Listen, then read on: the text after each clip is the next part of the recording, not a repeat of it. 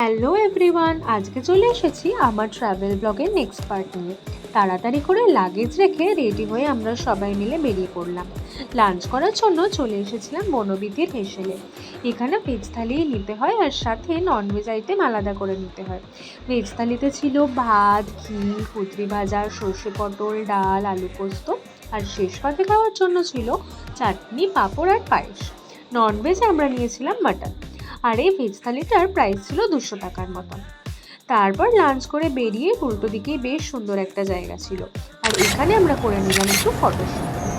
তারপর ওখান থেকে আমরা পৌঁছে গেলাম আমার কুটিতে। আমি শান্তিনিকেতন আসলে সমস্ত শপিং এখান থেকেই করে থাকি। জিনিসগুলো জেনুইন হয় আর দামও রিজনেবল হয়। হাটের ভরসা সবসময় থাকি না। তারপর শপিং কমপ্লিট করে বেরিয়েই দেখি মেঘলা হয়ে এসেছে, তাই তাড়াতাড়ি করে বেরিয়ে পড়লাম আমাদের এয়ারবিএনবির উদ্দেশ্যে। আর ফেরার পথেই দেখে নিলাম অমর্ত্য সেনের বাড়ি, প্রতীচি। তারপর সন্ধ্যাবেলা ফ্রেশ হয়ে আমরা সবাই মিলে বেরিয়েছিলাম একটু হাঁটতে। এইভাবেই কাটলো আমাদের ফার্স্ট দিন। চলো টাটা, কাল আবার আসছি নতুন একটা ব্লগ নিয়ে।